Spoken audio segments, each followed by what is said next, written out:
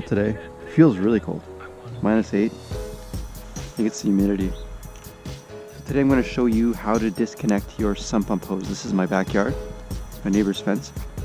My hose runs along to the back of the yard and it channels through here along my garden all the way to here behind my shed. There's some rabbit tracks to here, and then it connects to my basement through the exit pipe. What we need to do is get a flathead screwdriver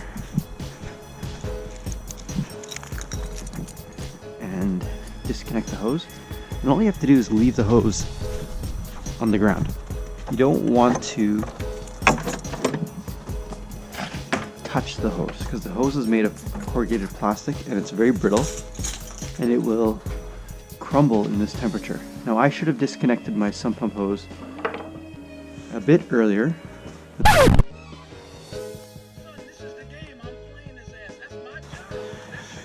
Winter came pretty fast this year.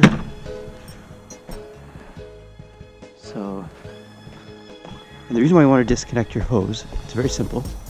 Water freezes in the hose that already has been sitting there from previous discharges. And in the winter, the sump pump hose will still run. It'll run way less frequent, but if there's water stuck in the hose, you can even hear it, right, with the crunchiness.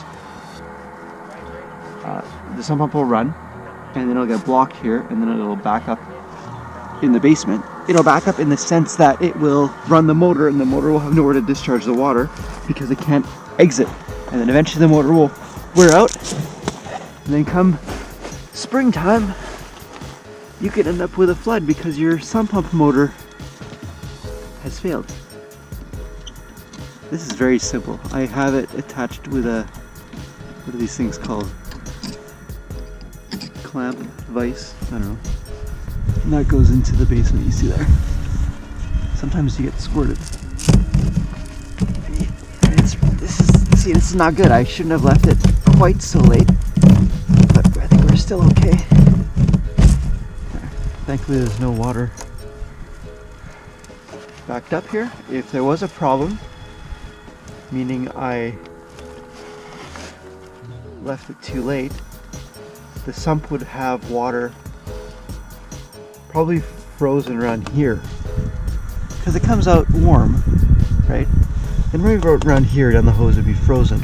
So if I pulled off the hose then, what would happen, and I've seen this happen before when I show clients' houses and I show them the importance of taking out the hose, I'd take the hose out and water would just funnel for probably 10-20 seconds simply from pressure going into the sump pit with the sump pump motor, and that's a problem. So what I do is I simply leave it. I attach the vice clamp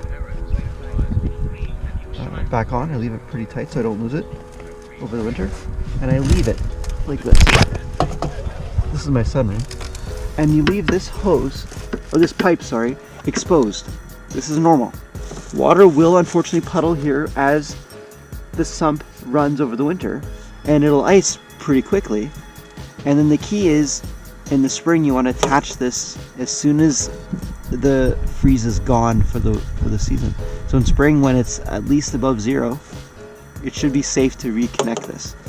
That way water will continue to be expelled through the hose down to the very back of the yard as normal. But in winter we have to disconnect the hose. And there are ways of putting in a switch in the basement to channel the water into the sewer drain. It's, I don't think, legal, but I'm going to do it, and I'm saying it for the record because I know it works really well, and I've seen it in other houses that I've shown and even sold. The key is that you need to remember to do your duty and switch it back in spring so it's not just overloading the city sewer. That's it. That's how you disconnect your sump pump hose for the winter.